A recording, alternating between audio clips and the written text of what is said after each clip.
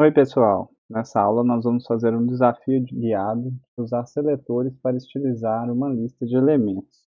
Então são elementos L e LI. O objetivo final é ter um resultado como este demonstrado aqui na tela. Cada a lista e seus itens são envoltos por uma borda. Ao passar o mouse por cima, ele ganha uma cor de background. Alguns itens podem ser marcados como selecionados. Eles vão ficar em azul e com uma borda azul. E a lista que não tem a classe lista bonita, que é a classe que nós vamos definir, deve ficar inalterada. Então nós temos que fazer seletores CSS que afetem apenas as listas que foram marcadas com a classe lista bonita. Eu deixei preparado um roteiro e um código-fonte base. Então quem quiser tentar fazer sozinho primeiro, pode parar nesse ponto e tentar seguir no roteiro. No roteiro menciona uma série de propriedades CSS que podem ser utilizadas para resolver o problema. Então, a partir desse ponto, eu vou começar a mostrar a solução. Eu estou agora no nosso código base, sem nenhuma estilização ainda, então vamos começar a seguir o roteiro aqui. Temos que estilizar as listas, lembrando que só as listas com essa classe lista bonita, e não podemos afetar outros elementos L e LI. Então, o primeiro ponto é que os itens da lista não devem ter bullets, e que já indica que essa propriedade é controlada, a exibição é controlada pela propriedade listStyle. Então vamos criar uma primeira regra CSS. O nosso HTML aqui então tem que ter essa classe aqui lista bonita para aplicar a estilização, então nós vamos basear nossos seletores todos nessa classe. Então a gente pode começar falando do L.lista bonita. E aí a gente quer estilizar o LI. Aquela propriedade listStyle é do item da lista. Então nós podemos usar o seletor de filho direto, elemento LI, e definir que listStyle é none. Fazendo isso, já conseguimos ali o primeiro ponto, que é tirar o bullet. Vou marcar aqui como concluído. O segundo item é mudar a cor da fonte. A cor da fonte, a propriedade color, é uma propriedade herdável. Então, se nós definirmos ela no próprio elemento L, ela vai se aplicar também para os elementos LI descendentes. Então, vamos fazer dessa forma. Então, a nossa cor vai ser a cor informada aqui em hexadecimal. A sintaxe com o hash um número, a sintaxe especificar a cor como um hexadecimal. As primeiras posições são R, esse aqui é o G, esse aqui é o B, componentes RGB. Então, apliquei a cor. A cor é bem parecida, mas notem que aqui está mais escuro, né? Está um pouco mais claro. Então vamos seguir no nosso roteiro. Esse também já está pronto. Agora fala que deve haver bordas de 2 pixels em volta da lista como um todo e entre cada item. Para fazer a borda, a princípio eu vou colocar uma borda entre cada item. Vai ter um efeito de criar uma borda na lista como um todo e entre cada item, mas vai ficar 2 bordas entre cada item, né? A borda do item de cima e do item de baixo. A propriedade border, ela aceita 3 valores, que é a largura da borda, o estilo da borda e, por fim, a cor da borda. É uma forma de informar as 3 propriedades de uma vez. Esse problema da borda duplicada eu vou resolver no final, que ele vai ser um pouco mais complexo e vai interagir com outras classes CSS. Então, por hora, vamos deixar esse item sem preencher e seguir para os próximos. Agora fala que o espaçamento entre as bordas e o conteúdo do item deve ser de 4 pixels na vertical e 8 na horizontal. Esse espaçamento é controlado pelo padding. Então eu vou adicionar um padding aqui no nosso LI. A propriedade padding, ela tem, quando você passa 2 valores, o primeiro é o padding vertical e o segundo é o padding horizontal. Aplicado isso, distância horizontal, distância vertical, conteúdo para a borda. Sempre bom lembrar, gente, Para saber mais de alguma propriedade, vocês podem pesquisar, por exemplo, no MDN, que é o Mozilla Developer Network, que é um guia bastante completo, né, de CSS, JavaScript, HTML, e aí vocês vão saber ali a sintaxe completa ali de cada propriedade, mais detalhes. Voltando então no nosso roteiro, vamos seguir aqui para o próximo item, que diz que as bordas em volta da lista devem ter cantos arredondados com raio de 3 pixels. Essas bordas aqui desses 4 cantos, e no fim da lista. Então, para fazer isso, nós não podemos simplesmente colocar um border radius de 3 pixels aqui sempre, porque senão vai arredondar todos os cantos, que a gente não quer. Então vamos usar seletores para controlar exatamente o que a gente quer capturar. Para fazer isso, nós podemos selecionar o primeiro item da lista e o último item da lista. Colocar o border radius só nos cantos necessários. Então, por exemplo, se a gente pegar aqui li pseudoclass first child, nós pegamos apenas o primeiro item. A gente pode usar o border radius nele. O border radius tem as variantes que aceitam os cantos. Então, por exemplo, border top left radius e border top right radius. Consegue definir individualmente. Coloquei aqui no canto esquerdo e canto direito, topo da lista. E podemos fazer a mesma coisa agora para o último item da lista. Aqui a gente muda a pseudoclass para last child e vai mudar aqui em vez de top para bottom, que é embaixo. Bottom left, bottom right. Tem agora os cantos arredondados embaixo também. Então esse ponto também já completamos. Agora, tem uma regra que diz que o item da lista com a classe selecionada deve ter a cor de fundo azul e uma borda azul. Vamos também adicionar mais um seletor para esse caso. Nós temos um item de lista. Eu sempre estou colocando, né, o L, lista bonita, filho, LI. Agora vamos colocar nossa classe selecionada para não afetar nada que não esteja dentro dessa estrutura, né, bonita. Então vamos definir então um background color, que é a cor de fundo, o que é, e também a cor da borda. É possível especificar a cor da borda individualmente, sem usar a propriedade border, porque senão você redefiniria os 3 valores. Então vou copiar aqui. Na verdade eu fiz o contrário, né? Eu coloquei, esse é o background e essa é a cor da borda. Então pronto, os itens selecionados agora estão em azul.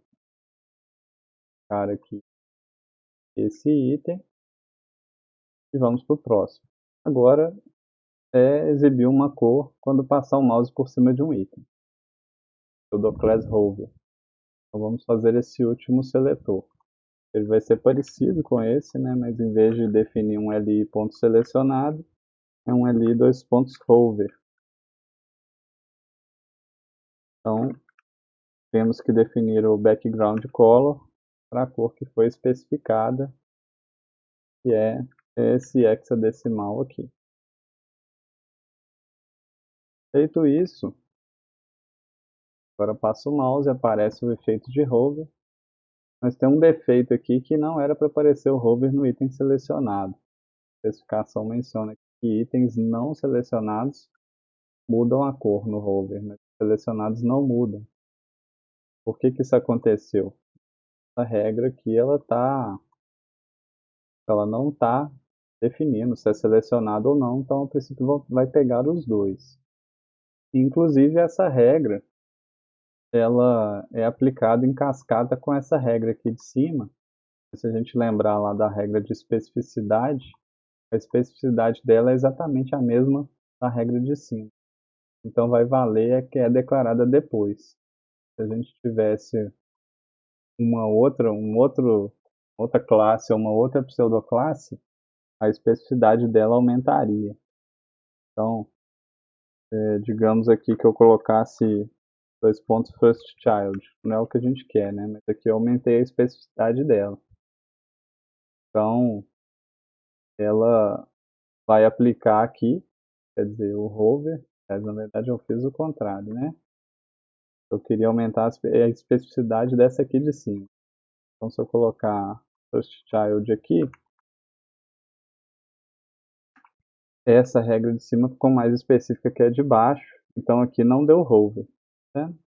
Mas uma solução, né, simples para esse caso, se elas estão empatadas, a ordem de declaração que vai determinar. Então eu posso simplesmente passar a regra do hover para cima da regra do item selecionado e não vai dar hover no item. Bom, então concluímos aí o último ponto, mas nós deixamos para trás essa questão da borda, que era um pouco mais complexa. Observem aqui que a gente tem bordas duplicadas. Não queremos isso. Um item e outro deveria ter uma borda só. Uma solução que seria simples seria mostrar só a borda de baixo sempre, ou só a borda de cima dos. Só que isso levaria a um problema. Então, digamos que eu fizesse isso. Eu vou mostrar o border bottom, eu vou colocar com o estilo none para não mostrar a borda. Fazendo isso, teria que corrigir o último item. E ainda tem um problema aqui, olha esse item 2, ele é selecionado. Essa borda aqui de baixo deveria ser azul. Então o item selecionado a gente não pode perder a borda dele. Então essa questão de resolver a borda é um pouquinho confusa. Uma possível estratégia é partir de nenhuma borda e ir adicionando só no que realmente precisa de borda sempre. Então eu vou quebrar aqui a minha propriedade border nas suas componentes, border width, border color, e aí eu vou tirar a borda de todo mundo então. Todo mundo sem borda. E vou ir adicionando só no que eu tenho certeza que precisa ter borda. As bordas à esquerda e à direita sempre existem, dependente da situação. Então vou adicionar elas. Então border left tile vai ser solid. E a mesma coisa para a borda direita. Feito isso, nós temos as bordas nas laterais. Agora a gente pode também adicionar a borda na primeira linha. Sempre tem que ter o border top. E na última linha sempre tem que ter o border bottom.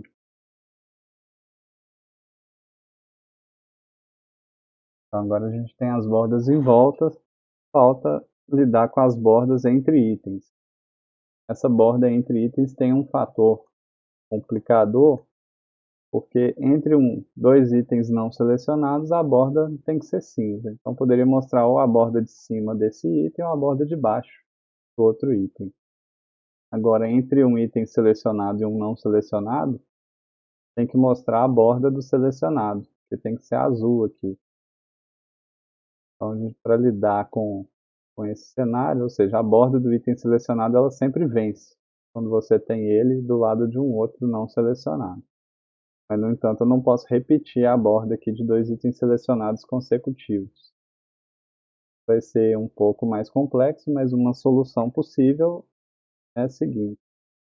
Nós adicionamos, então, o item selecionado, um border bottom, que vai sempre mostrar a borda de baixo no item selecionado, apenas no selecionado. Então aqui começou a aparecer a borda. Então agora a gente só precisa resolver a situação da borda que está faltando nos seguintes casos. Um item que é não selecionado depois de um outro item, não selecionado, ele precisa ter uma borda em cima. E por outro lado, é um item que é selecionado e vem depois de um item não selecionado, também precisa ter uma borda em cima. Então a gente pode fazer essas duas regras. Vou copiar aqui, para ter como base, item selecionado, aliás, um item. E depois desse item vem um item selecionado. Eu preciso ter uma borda em cima.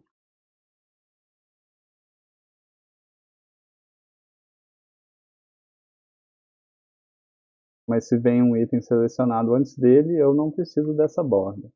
Então a gente pode fazer o seguinte, esse item aqui ele não pode ser selecionado. A gente pode usar o pseudoclass not, colocar aqui o selecionado, e aí resolvemos esse problema. Então o item selecionado está resolvido. Agora a única coisa que falta é um item não selecionado que vem depois de um não selecionado. Então a gente faz mais uma regra. E aí a gente coloca not selecionado aqui nos dois lados. Coloca uma borda no topo. E aí sim, resolvemos todos os casos. Podemos concluir ali o nosso roteiro. Não é a única solução para resolver esse problema, mas é uma possível solução. Inclusive, observando aqui agora, daria para a gente reduzir uma dessas regras, porque aqui eu falei que o item não selecionado seguido de um selecionado, ou não selecionado seguido de um não selecionado, a borda é solid. Então eu poderia simplesmente tirar, né, essa classe selecionada e ter essa única regra, ou seja, um item não selecionado, aí depois vem um item qualquer, seja selecionado ou não, ele tem uma borda, porque o item não selecionado não vai ter borda embaixo, então você precisa colocar uma borda em cima. Até reduzir uma regra e tem o mesmo resultado.